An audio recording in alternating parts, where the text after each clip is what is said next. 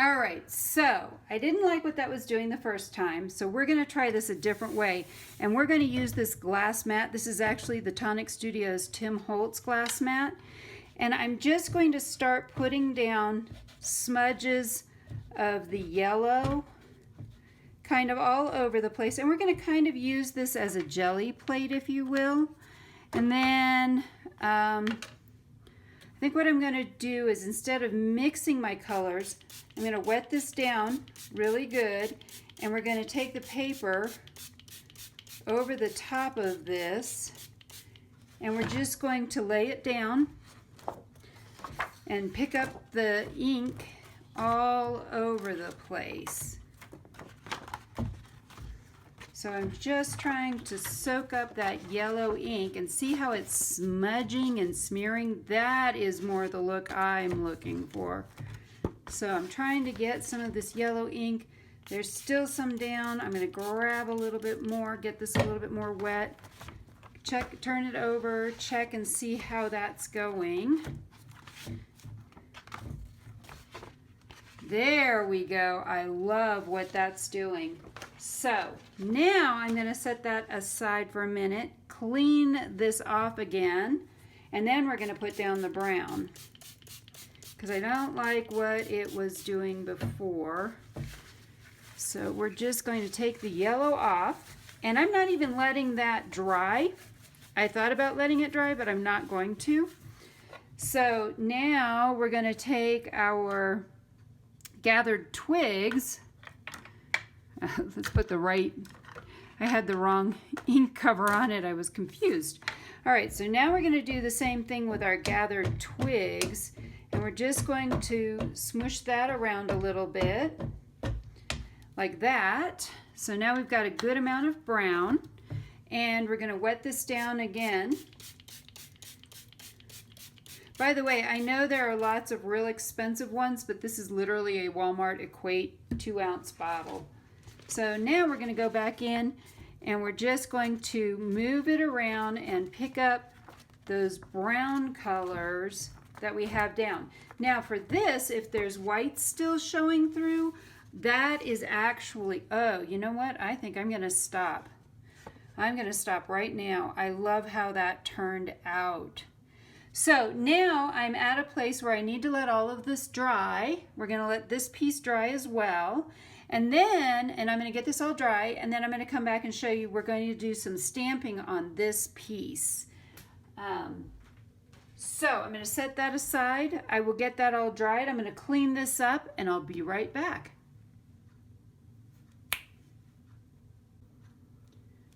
All right, I am back, and one of the things I forgot to do yesterday was I wanted to dye my seam binding yellow to go. That's what I'm going to use to tie this shut with, as well as I'm going to staple it on some tags, because I think it's a really pretty yellow. So I've cut off about 4 feet of this, and you'll see why I need that much. And then I think I got this from Gail Agostinelli. I don't think anybody ever pronounces her name right. Someday she'll have to just do a tutorial on how to say her name. So we just put this down, and we're going to spray it and get it good and wet. And then you literally just take your seam binding, and you're going to roll it around in it and soak it all back up again. So try to soak it up, and you'll see that not everything gets coated, so you want to go back and rub more, but you pretty much are going to clean it all off. If there's any left, you could grab a little more seam binding, but I like to just make sure it all gets soaked in so that it's all good. So we're going to set that aside. It dries actually fairly quickly, providing you don't use a ton of water. All right, so we are back today with and actually I will say I let this all dry overnight. So this, let's see if we do this right. This is the collage paper we did, and the first thing we need to do is now cut off all the pieces that are outlying on this. We are going to use this entire 12 by 12 piece, but we're not going to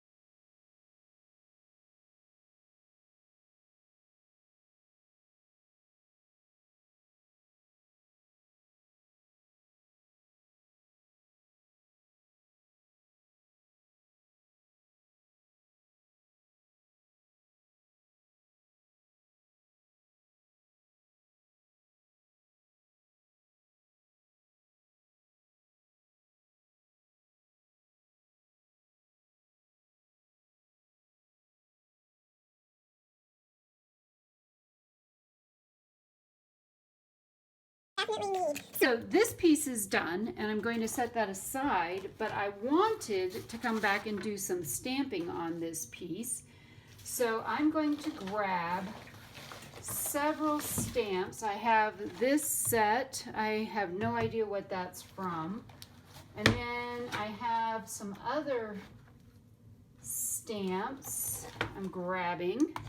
There's my ink. So I have these. So there's some crowns and some bees and some bees like this. And then I'm just going to use some of the different pieces on this to really to kind of go around. And I'm going to use this is a Stampabilities clear block, but you can get these just about anywhere.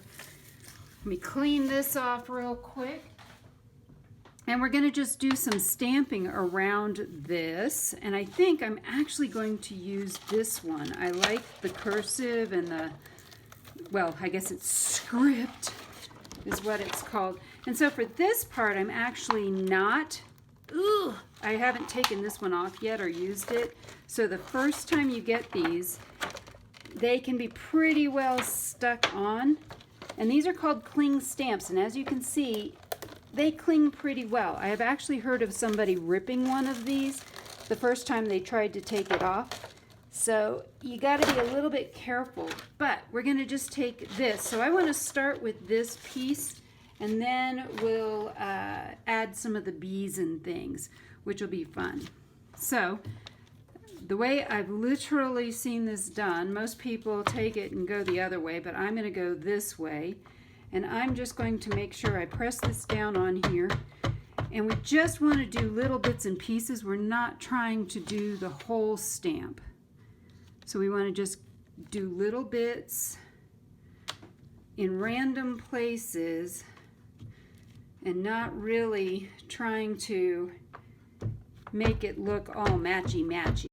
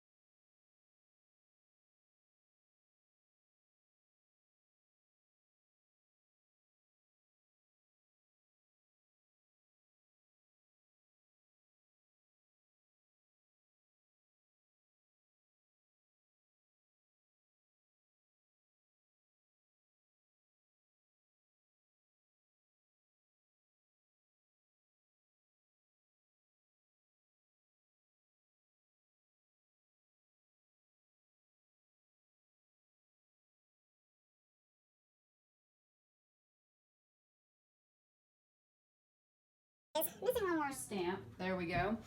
So now what we need to do, and I'll show you, this is my plan. I have to math first. I can't just jump in and do things. So what we're doing is a very tall trifold piece. So I need a 4.5 by 12 inch piece for here, a 4.5 by 12 inch piece here, and then a 2 3/4 inch piece here. And then these parts I'm gonna leave blank. So let's grab my trusty cutter. And so this is the inside. So I'm going to go 4.5 here and cut this at the 4.5 mark.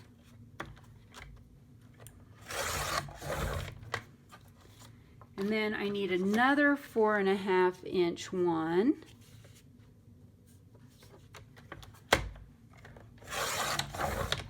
And then what I may do is just trim this off so I've got that one the right length. So we're going to set that aside.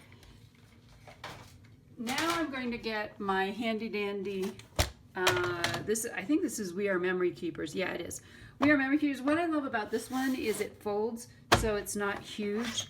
And We Are Memory Keepers always has great storage for where they're putting everything. All right, so let's put this on here right. One of the things I need to remember is I'm going to flip this over. So I'm scoring this on the back.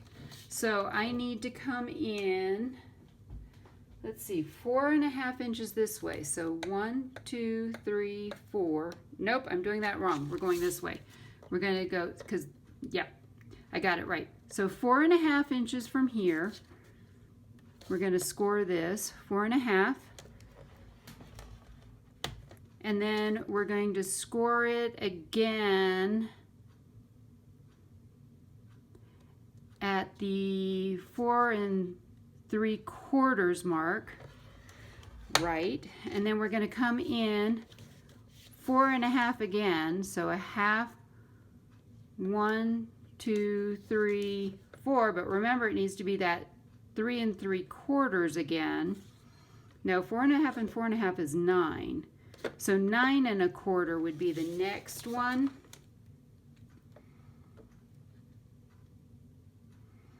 Let me math this out right. Yeah, 4.5 and 4.5, and then we go is 9, and then we go over another 1/4 inch. So we're going to go over 1/4 inch there, and then we're going to go over another 1/4 inch here. There we go. So now that we've done that, we're going to fold on all of those lines that I have made. And this is kind of, to me, the tricky part. Yes, and remember that you do want to create these on the wrong side, not on the right side. If you look in your file folders, you'll see that they look like this too. This is kind of the hard part, getting it to fold once you've already got one fold and they're close to each other. So I'm just kind of getting it started to get this to fold. So what I'm doing is creating a very tall folio. I have fallen in love with tall folios because I've gotten some very tall journals and I think they are fabulous. So we now have, you'll see it's kind of a spine on this side. So if you look at this, we've created a sort of a spine here, and we're going to create another spine on this side.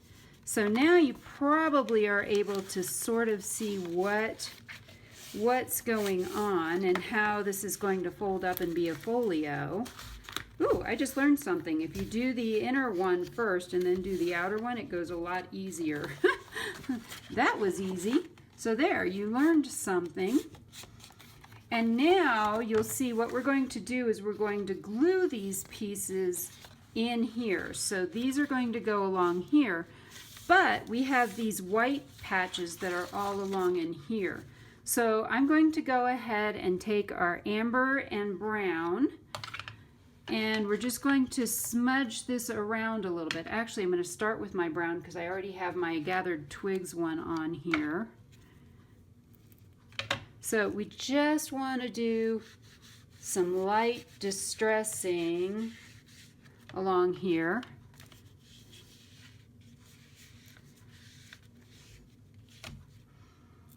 With some of the browns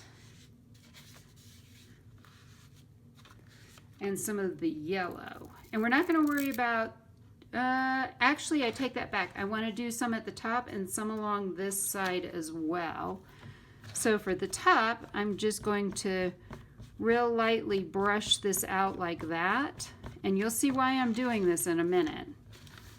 And we're just going to kind of go out like this.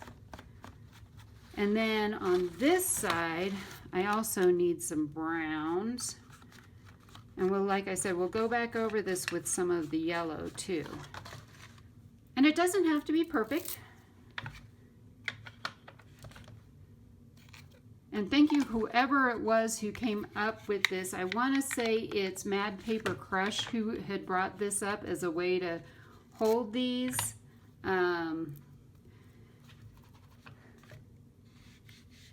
Yes, there we go. We're getting some yellows.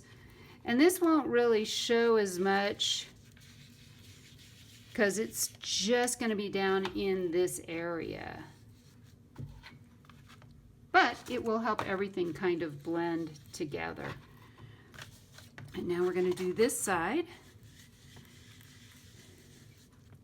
And we're done. So we can put away our Distress Oxides for right now. And we're going to glue these pieces. But before I glue anything down, I'm making a double pocket on this. So I want to find the middle because I'm going to glue the middle across this pocket first. And then we'll glue the other pieces. So I have my ruler, and literally halfway is 6 inches. So this is not difficult. And I'm going to grab I guess I'm going to grab a pen. I thought I had a pencil out, but I don't know where it went. And this is not, oh wait, I just found my pencil. I personally prefer to work in pencil because I'm not very good at making things perfect. So I tend to have to come back and fix things. So if I have something that will erase, then, oh, that doesn't, see again, I don't think I measured that right. So that one is at 6 inches. That one is not. So we'll go with that. I also have an astigmatism, which means I don't see things straight even with my glasses on, which is a pain, but I think we got that. All right, and yes, I took that way over the edge. So for this first one, this is going to get glued here, and we're going to hole punch, and I know I grabbed my hole punch. There it is. So I like to flip everything over and use the back side because then I'm not distracted by what I may be cutting out, but we need to cut a thumb hole on each side, and this is a 3-inch hole punch. So I've got those. Let's make sure this is right side up. Yep. And this is all right side up. And we're just going to glue this down. So I am going to debate real quickly. I was going to use the art glitter glue, but for what I'm doing, it dries too quickly. So I think I'm just going to use my 3-in-1, which is pretty much, as best as I can tell, the same formula, but not quite. I'm not quite sure what the difference is, but I can get this cheaper at Walmart, so I have some of this as well. So I'm just going to run a bead of this along that line, and then I'm going to run a bead of this along the inside, and you'll see that I'm resting the heel of my hand as I do this. Some people are so good that they can just do this without, you know, they hold it up in the air and they get all these beautiful straight lines. I am not one of those people. And it would be a catastrophe if I tried to do it that way. So that is all we're doing. So we've run glue here and across here, and we're going to simply line all of this up and press it down.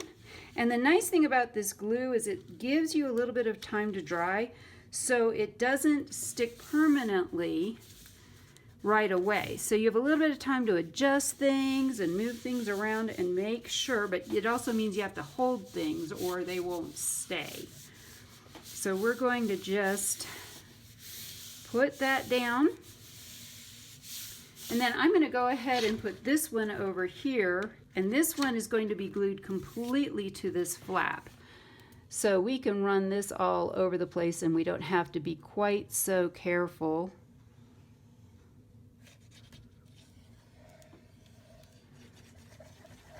And just kind of add your glue everywhere. The only thing I am going to do is take my finger and make sure that I've gotten all the way out to the edges, because we don't want the edges to come loose. All right, and now we're going to glue this piece down in this folio. And this will also help strengthen everything a wee bit. Trying to make sure I've got this all the way up here. So it looks like I got this a wee bit crooked. There we go. All right, so now you can see that's hanging off again.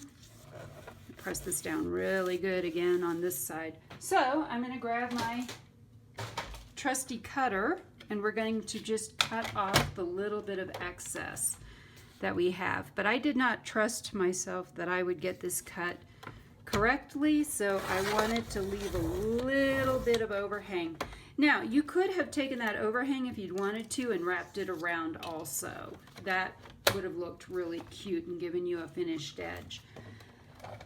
Okay, last but not least, we're going to do this piece. Let me make sure I've got it right side up. I do.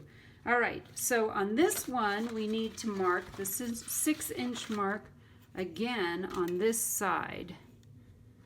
So making sure I've got everything lined up because we're going to cut this finger hole. And I'm going to double check this one more time. It's going to go right here. Yep, got that part right. So we're going to cut this finger hole right in the middle. Here we go. Of this. There we go. And then this we're going to just do kind of what I call a reverse C. We're just going to take this and glue the edges here and here. And you'll see, you're going to see where I'm going with all of this. And so we're going to go real carefully along the edge here, along the edge here. And I'm trying to make this really thin as well, so that it leaves it plenty of room for what we're going to put in this side pocket. All right, so now we're going to turn this back right side up. Turn this back right side up. And I'm going to start out by lining this up on this edge, because if we have to trim any, we can. And along that edge and along that edge. And it looks like it's not wanting to stay quite lined up. So in spite of my actually ironing all of this as best as I could, I don't think I quite got everything flat. So now, yep, I'm going to need to trim just a wee bit of this off. One of the problems is if you get it too close to the folds, you won't be able to close it, and we want to be able to close this. So we're going to trim that little tiny bit of white off again with our handy dandy trimmer. It's not much, and I find that this trimmer actually trims beautifully, even on very, very thin pieces that need to be trimmed. It can trim little tiny, you can see, little tiny pieces like that.